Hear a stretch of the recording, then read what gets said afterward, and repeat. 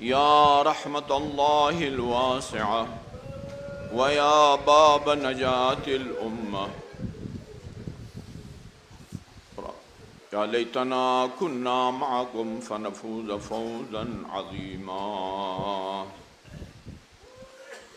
بأبی التی ورثت مصائب امہا بأبی التی ورثت مصائب امہا وغدت تقابلها بصبر ابیہا۔ ہمارے ماں باپ قربان علی کی اس بیٹی پر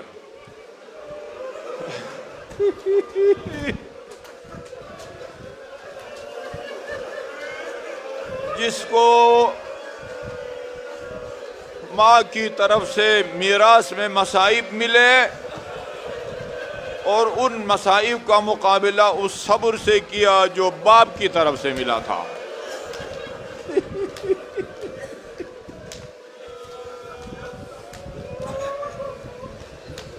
عزادارو، اس روایت کو شیعہ مورخ نے بھی لکھا ہے، سنی مورخ نے بھی لکھا ہے، اذا کان یوم القیامہ، جب قیامت کا دن ہوگا، منادی کی آواز آئے گی، جبرائیل پکار کے کہے گا، یا اہل محشر، محشر والو، غضوا ابصارکم، اپنی نگاہوں کو نیچے رکھو، فإن فاطمة بنت محمد تجوز علی الصراط، ابھی تھوڑی دیر میں محمد مصطفیٰ کی بیٹی پل صراط کو عبور کرنا چاہتی ہیں۔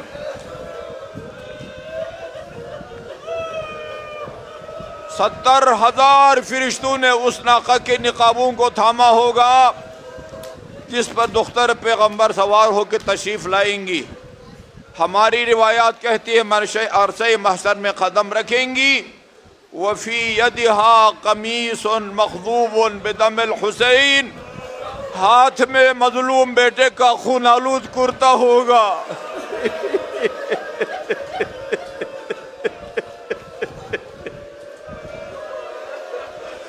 اور بعد روایات میں ہے بی بی کے دامن پر مظلوم بیٹے کے خون ناحق کے داغ ہوں گے، اور فریاد کریں گے، الہی انت الحکم و انت العدل، پالنے والے آج کی عدالت کا حاکم تو ہے، احکم بینی و بین قاتل ولدی، میرا فیصلہ اور میرے مظلوم بیٹے کا فیصلہ تو خود فرما۔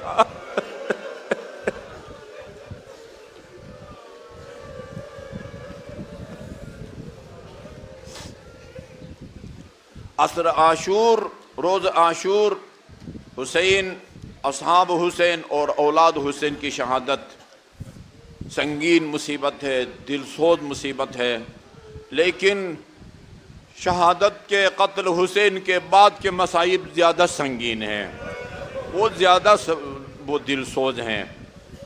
یہ چند ایک مصیبتوں کو جہاں تک مجھ میں طاقت ہوگی، ہاں وہ مرحلہ وار آپ کی خدمت میں عرض کرتا ہوں۔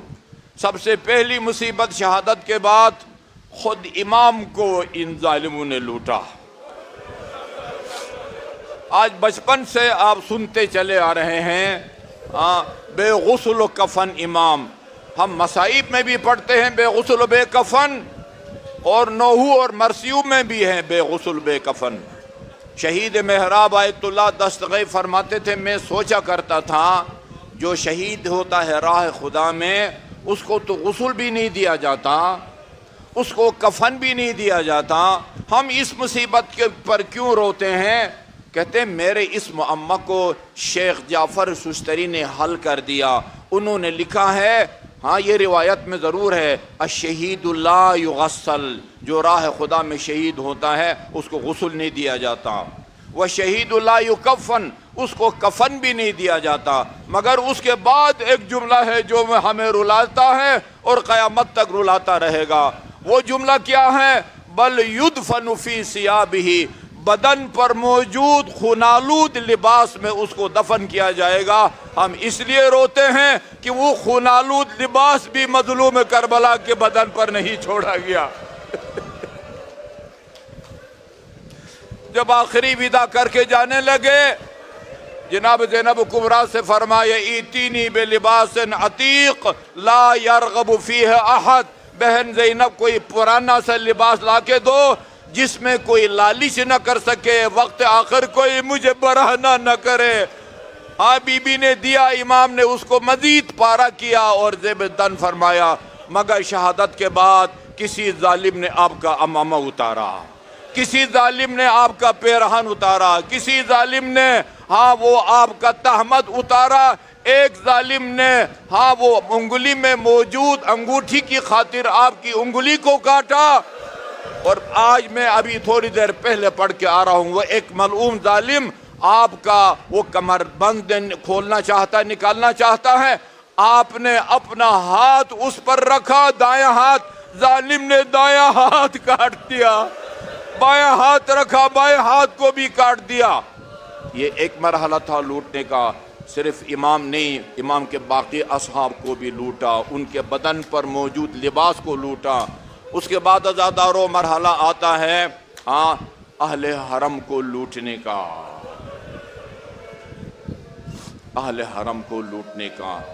میں نے عشرے کے دوران ایک روایت پڑھی تھی، میرا خیال میں شام میں غریبان کی مصائب کے لیے صحیح یہ ایک ہی روایت کافی ہے، کئی گھنٹے ہمیں خون کے آنسو رلانے کے لیے ایک روایت کافی ہے۔ میں کیا کروں، وہ ابن طاؤس نے بھی لکھا ہے، ابو مخنف نے بھی لکھا ہے، اور صادق آل محمد کا بھی فرمان ہے، ہماری کوئی مصیبت، ہم پر ہونے والا کوئی ظلم ہمارے عزاداروں سے مت چھپاؤ۔ مختار کا انقلاب آیا، مختار کا، اور قاتلان حسین سے انتقام کا سلسلہ شروع ہوا۔ مختار کا کمانڈر مالک اشتر کا بیٹا ابراہیم، اس کی عدالت میں اب جر بن کعب ملعون کی پیشی ہوتی ہے۔ پوچھا کہ ہم تم سے کوئی زیادتی نہیں کریں گے، جو تو نے کربلا میں ظلم کیا ہے اس کو بیان کرو، اس کے مطابق تجھے سزا دی جائے گی۔ عزادارو، اس نے وہ ظلم کیا تھا جس کو سن کے اگر ہماری روح پرواز کر جائے تو تعجب نہیں ہونا چاہیے، اسے بیان نہیں ہوتا۔ قسمیں کھائی میں نے کربلا میں کسی کو قتل نہیں کیا، کسی کو شہید نہیں کیا، کہا کہ کسی کو لوٹا ہو، کسی کو تماچا مارا ہو۔ وہ جب دباؤ بڑا مختار کا، وہ لرزتے لرزتے اور کامتے کامتے کہا میں نے شام غریبان میں علی کی بڑی بیٹی کی ردا چھینی تھی۔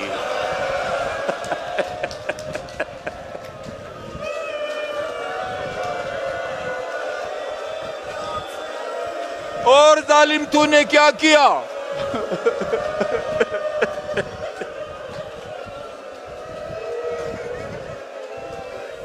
کہا میں نے علی کی بڑی بیٹی کے بالیوں کو، گوشواروں کو اپنے ہاتھ میں لیا اور اس زور سے اپنی طرف کھینچا، وہ خونالود بالیاں کانوں کو چیرتے ہوئے میرے ہاتھ میں آئی۔ کہا ظالم پھر میری آقازادی نے کیا فرمایا؟ فرمایا قطع اللہ یدیک، خدا تیرے دونوں ہاتھ کاٹ ڈالے، وقطع اللہ رجلیک، اور تیرے دونوں پاؤں کاٹ ڈالے، وَأَحْرَقَ اللَّهُ فِي نَارِ الدُّنْيَا بِن قَبْلَ نَارِ الْآخِرَةِ، آتش جہنم سے پہلے خدا تجھے دنیا کی آگ میں ڈالائے، ظالم جس طرح تو نے مجھے حجاب سے محروم کیا ہے۔ کاش اس پر اکتفا ہوتا۔ جناب ام البنین جناب فاطمہ بنت الحسین فرماتی ہیں کہ یہ ظالم خیموں کے اندر آ کے وہ نیزے کی انیوں سے مخدرات عصمت و طہارت کی سروں سے وہ پردے اور چادریں اٹھاتے جاتے تھے۔ ایک ظالم میری طرف بڑھا، میں جناب زینب کے پناہ میں جانے لگی، وہ میں آگے دوڑتی تھی، پیچھے سے اس ظالم نے میرے پشت پر نیزے کا وار کیا۔ اس بچی کی جان کتنی تھی، میں منہ کے بل گری اور بے ہوش ہو گئی، اور جب ہوش آیا دیکھا میں نے میری پھوپھی جناب ام کلثوم میرے سرانے پر کھڑی ہیں۔ اس بی بی نے یہ نہیں فرمایا کہ میرے پشت میں تکلیف ہے، میرے پشت پر وہ نیزہ لگا ہے، اتنا کہا حل الی قطعۃ ثوب من ثوب، آپ کے پاس کوئی کپڑے کا وہ کوئی ہو ٹکڑا ہو۔ ظالم نے میری چادر چھینی ہے۔ آپ فرماتی ہے امتک مثلک، تیری پھوپھی کی چادر تو تجھ سے بھی پہلے چھین لی گئی ہے عزادارو۔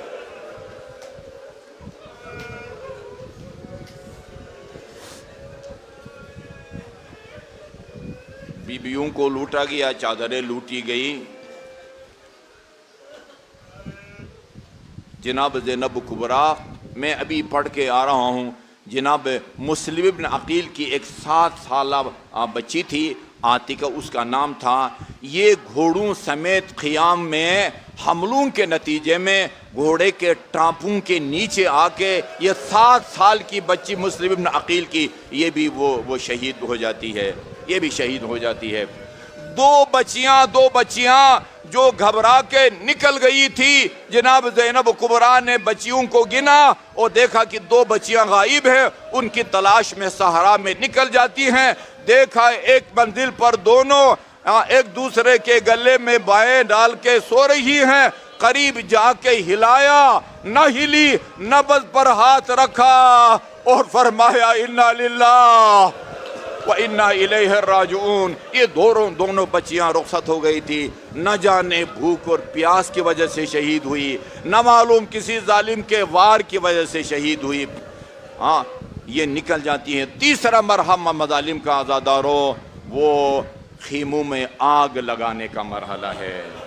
ہاں صرف ان کو لوٹنے پر اکتفا نہ کیا، خیموں میں آگ لگا دی گئی۔ ایک خیمے کو آگ لگتی تھی، سب بچے اور بچیاں اور مخدرات عصمت دوسرے خیمے میں چلی جاتی تھی، دوسرے کو جلایا جاتا تھا، تیسرے میں چلی جاتی تھی، آخری خیمے میں سب جمع ہو جاتی ہیں اور اشقیاء نے ہر طرف سے گھیرا ہوا ہے، آگ کے شعلے بلند ہیں۔ ایک مرتبہ جناب زینب کبریٰ نے حجت خدا امام زین العابدین سے مسئلہ پوچھا، ہاں میرے بیٹے اب بتاؤ، اب خیمے کے اندر جل کے مر جائیں یا باہر نکل جائیں؟ فرمایا علیکن بالصحراء یا علیکن بالفرار۔ نہیں، اب گھر سے باہر نکلنے کی، خیموں سے باہر نکلنے کی امام نے اجازت دیتی۔ ہر طرف وہاں بھی محفوظ نہیں ہے، وہاں بھی محفوظ نہیں ہے۔ ایک بچی جس کے دامن کو آگ لگی ہوئی تھی آگے جا رہی تھی، حمید بن مسلم یا کوئی اور بندہ وہ اس کی طرف جا رہا ہے اور ڈر سے وہ بھاگنے لگی، اس خیال سے کہ یہ مجھے اذیت دینے آیا ہے۔ کہا بیٹی میں تجھے اذیت دینے نہیں آئی، کہا کہ اگر تو اتنا مہربان ہے مجھے نجف کا راستہ بتا دے۔ ہاں بی بی نجف جا کے کیا کرو گی؟ کہا میں اپنے جد کی خدمت میں گلہ کروں گی، ہاں ظالموں نے ہمیں تماچے مارے۔ اور بعض روایات میں ہے بعض بچیاں اتنی معصوم تھی، یہی انہی سفاکوں سے استغاثہ کرتی تھی، ان سے مدد طلب کرتی تھی، جس کے جواب میں یا ان کو ڈانٹا جاتا تھا اور یا بعض کو تماچے مارے جاتے تھے۔ میری دعا ہے اللہ تعالیٰ کی بارگاہ میں، یہ دختر پیغمبر نے عرصہ محشر میں جو دعا مانگی ہے، ان دعا میں یہ بھی تھا، خدایا مجھے ان عزاداروں کی شفاعت کی خصوصی اجازت دے جو دنیا میں میرے مظلوم بیٹے کے مصائب کو یاد کر کے روتے رہے۔ خدایا دنیا بھر کے عزاداروں کی عزاداری کو اپنی بارگاہ میں قبول فرما۔